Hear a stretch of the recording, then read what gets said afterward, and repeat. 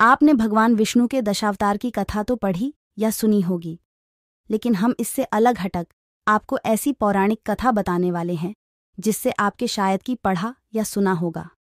आओ, आज हम बताते हैं भगवान विष्णु और गरुड़ की पौराणिक कथा। आपको मेरा यह वीडियो पसंद आया तो लाइक करें, शेयर करें, सब्सक्राइब ज़रूर करें। कहानी शुरू करते हैं गरुड़ और विष्णु की पौराणिक कथा। आर्षि कश्यप की कई पत्नियां थीं, जिनमें से 2 वनिता और कद्रु थी। ये दोनों ही बहनें थीं जो एक दूसरे से ईर्ष्या रखती थीं। दोनों के पुत्र नहीं थे, तो पति कश्यप ने दोनों को पुत्र के लिए एक वरदान दे दिया। वनिता ने 2 बलशाली पुत्र मांगे, जबकि कद्रु ने 1000 सर्प पुत्र रूप में मांगे, जो कि अंडे के रूप में जन्म लेने वाले थे।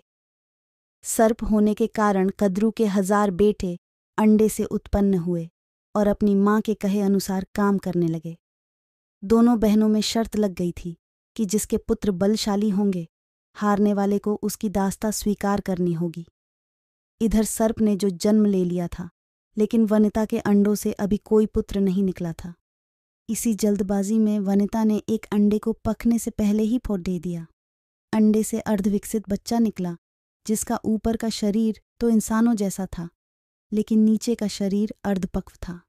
इसका नाम अरुण था। अरुण ने अपनी माँ से कहा कि पिता के कहने के बाद भी आपने धैर्य खो दिया और मेरे शरीर का विस्तार नहीं होने दिया। इसलिए मैं आपको श्राप देता हूँ कि आपको अपना जीवन एक सेवक के तौर पर बिताना होगा।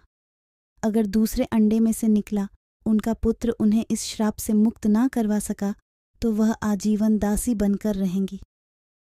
भय से विंता ने दूसरा अंडा नहीं फोड़ा और पुत्र के शाप देने के कारण शर्त हार गई और अपनी छोटी बहन की दासी बनकर रहने लगी।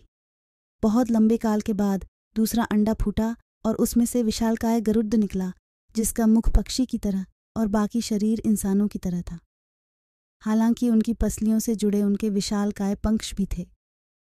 जब गरुड़ को यह पता चला कि उनकी माता तो उनकी ही बहन की दासी है और क्यों है यह भी पता चला, तो उन्होंने अपनी मौसी और सर्पों से इस दासत्व से मुक्ति के लिए उन्होंने शर्त पूछी। सर्पों ने विंता की दास्ता की मुक्ति के लिए अमृत मंथन ने निकला अमृत मांग।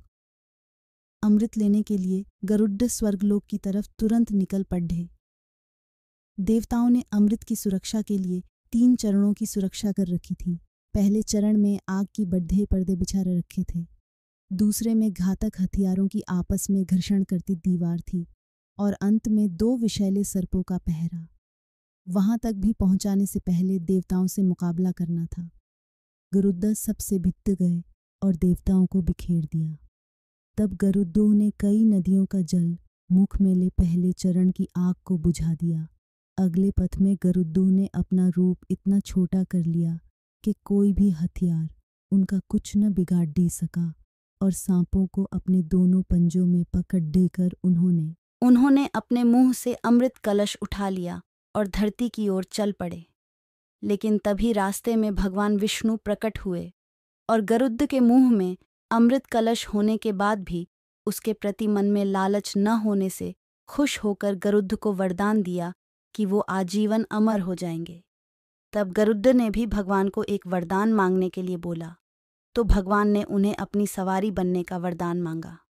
इंद्र ने भी गरुड़ को वरदान दिया कि वो सांपों को भोजन रूप में खा सकेगा। इस पर गरुड़ ने भी अमृत कुशल वापसी का वादा किया।